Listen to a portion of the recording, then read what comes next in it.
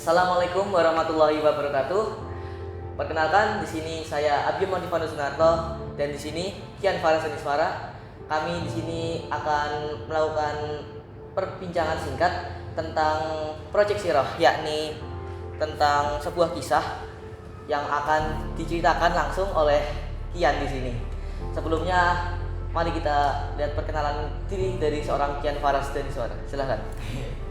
Assalamualaikum warahmatullahi wabarakatuh.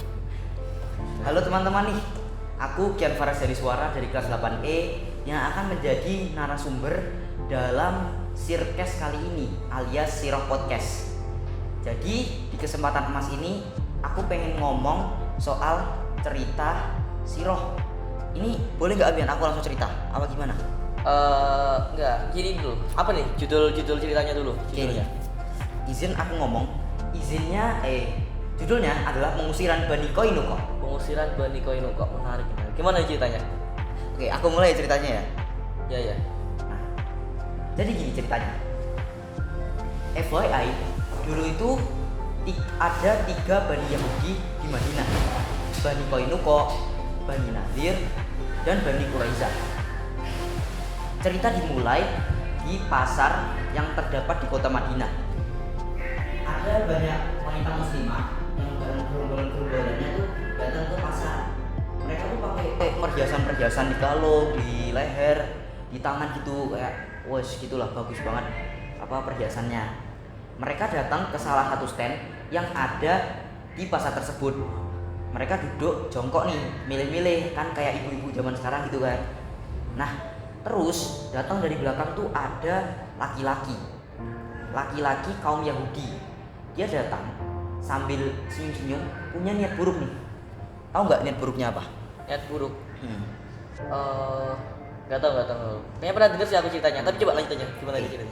Jadi laki-laki itu tuh iseng, punya pikiran iseng buat aku pengen bikin wanita muslimah itu auratnya kebuka. Nah, jadi dia gimana? Ujung baju wanita tersebut itu tuh dikaitkan ke belakang. Nah, terus waktu si wanita muslimah ini berdiri, keangkat tuh auratnya. Bentar. Tadi kan bajunya kan dikaitkan tuh. Iya. Dikaitkan di sebelah mana? Di bagian belakang. Jadi di bagian belakang sini tuh dikaitkan gini. Nah, waktu dia berdiri, itu tuh auratnya keangkat, kelihatan. Dijatuhin di kursi gitu. Apa di mana? Di bagian belakang baju. Bagian belakang. Oh, ya. Gitu. Nah, lanjut nih.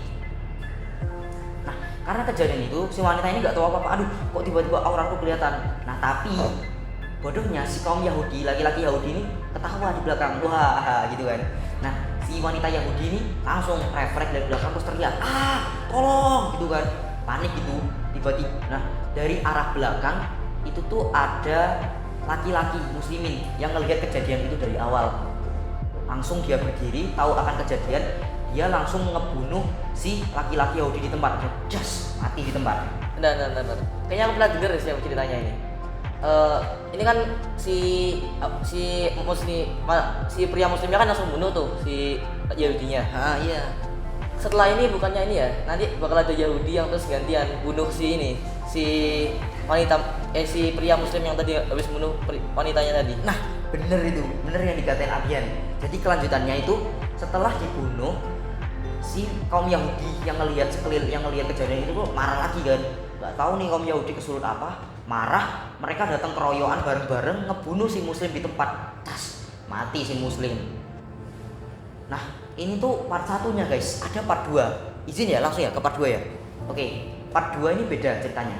Nah, di part 2 ini tuh dimulai dari Rasulullah yang dengar ada berita pembunuhan.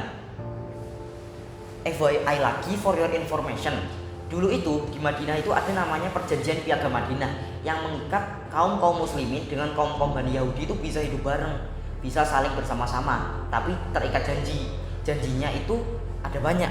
Oh, jadi mereka itu hidup bareng di Madinah itu ada janji biar mereka bisa hidup damai, rukun, bareng gitu kan? Iya benar. Oh. Nah, nama perjanjiannya itu Piagam Madinah. Salah satu perjanjian yang ada di Piagam Madinah itu nggak boleh ngelakuin namanya pembunuhan.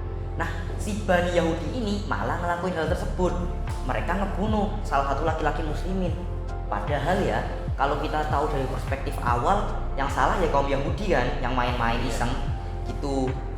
Rasulullah SAW langsung kepikiran ide cerdik. Dia nggak langsung kayak marah gimana, dia marah tapi marahnya cerdas. Dia langsung usul ke teman-temannya, gimana kalau kita ngelakuin pengepungan ke rumah-rumah Bani Yahudi. Rencana langsung dilanjutkan tuh. Jadi rumah-rumah Bani Yahudi itu semuanya dikepung sama Rasulullah sama pasukan-pasukannya siang malam selama 15 hari berturut-turut. 15 hari berarti nggak bisa kemana-mana mereka? Iya. Jadi bayangin nih Abian, kamu kalau terjebak di rumah selama 15 hari berturut-turut gimana kamu? Emang kamu bisa kemana-mana? Gak bisa beli makan, gak bisa kemana-mana. Ya gak bisa, nganggur di rumah ngapain gitu. Nah gitu, jadi Bani Yahudi itu di dalam rumah itu ketakutan. Kalau aku keluar aku dibunuh, kalau aku tetap di dalam rumah aku kematian lapar gitu. Nah salah satu dari mereka tuh speak up, ngomong ke Rasul, Rasul aku gak kuat, Rasul gimana Rasul, aku baiknya Bani Yahudi gimana? Rasul ngasih saran, bukan saran, hukuman. Aku bebasin kalian dari pengepungan, kalian boleh keluar dari kota Madinah, keluar bareng istri-istri kalian, tapi harta kalian semuanya buat Bani Muslimin, buat kaum muslimin itu. Nah mereka yang udah nggak berdaya mau keluar rumah nggak bisa, kalau keluar takut dibunuh, akhirnya mereka setuju.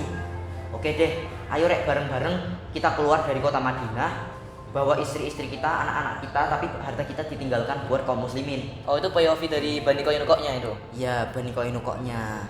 Nah tapi ini kalau dari POV dari POV Nabi Muhammad ini udah saran yang paling benar. Jadi tidak ada korban darah buat kaum Yahudi, tapi kaum muslimin juga diuntungkan dari harta-harta mereka yang bisa dimanfaatkan gitu. Nah setelah beberapa hari kemudian Bani Quraisy itu yang Yahudi itu semua keluar dari kota Madinah, plong, nggak ada orang Yahudi, dan kaum muslimin itu dapat harta-harta mereka. Hartanya ditinggalkan untuk kaum muslimin. Nah gitu ceritanya. Berarti ini kan tadi kan ada tiga Bani Yahudi yang ada di sana, Bani Qainuqa, Bani Nazir sama Bani Quraiza. Berarti yang tadi ngelakuin itu cuma Bani Qainuqanya aja? Iya, Bani Qainuqa. Aku kurang tahu ya, tapi kalau dari buku Usuluddinnya yang dijelaskan itu Bani Qainuqanya. Tapi kalau kayak Bani Yahudi yang ngelakuin pembunuhan bareng-bareng itu kayaknya ada campur tangan ketiga Bani ini yang ngelakuin pembunuhan bareng-bareng. Jadi mungkin tiga-tiganya bisa aja diusir. Tapi itu bisa kita bahas next lah, lanjut aja gitu kan. Sebelum kita selesaiin ini tadi podcastnya, ada nggak kira-kira pesan-pesan penting yang jadi kesimpulan buat pesan buat kita semua lah buat belajar bareng-bareng ke depannya dari cerita pengusiran Bani Qainuqa ini tadi? Oke, oh gini aja, aku bakal kasih satu poin hikmah. Nah habis itu kamu yang lanjutin ya satunya ya, kan ada dua nih. Oke, jadi buat teman-teman ada pesan penting yang bisa kita dapat dari cerita kali ini, dari cerita kisah kali ini.